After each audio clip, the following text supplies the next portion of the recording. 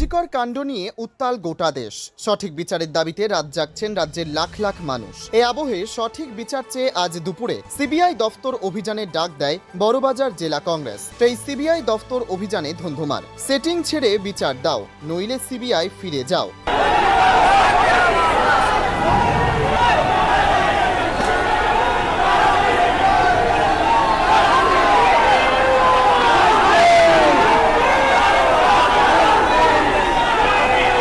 এই স্লোগানকে সামনে রেখে 13 সেপ্টেম্বর বুধবার বড়বাজার জেলা কংগ্রেস কমিটি কলকাতায় সিবিআইয়ের প্রধান দপ্তর নিজাম প্যালেস অভিযানের ডাক দেয়।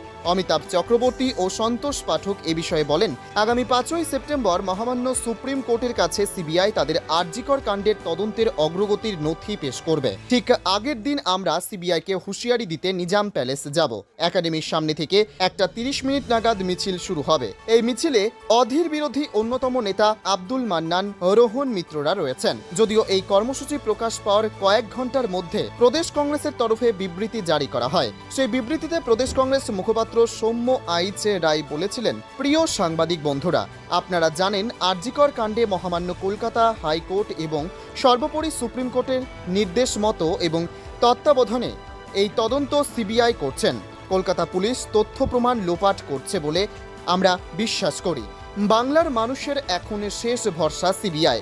আমরা সাম্প্রতিক ঘটনায় আশাবাদী যে সিবিআই প্রকৃত ঘটনার সত্য তদন্ত করে দোষীদের চিহ্নিত করবেন।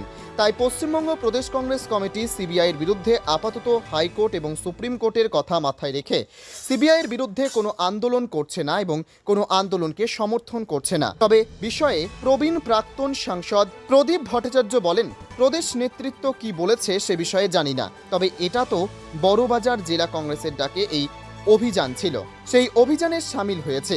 কারণ এর আগে বহু ক্ষেত্রে সিবিআই যেসব মামলার তদন্তের দায়িত্ব নিয়েছে তার অধিকাংশ ক্ষেত্রে কোনো সুরাহা হয়নি। ফলে আরজিকরের ক্ষেত্রেও যেন তেমনটা না ঘটে তার জন্য সিবিআইয়ের ওপর চাপ বাড়াতেই আজকের এই অভিযান।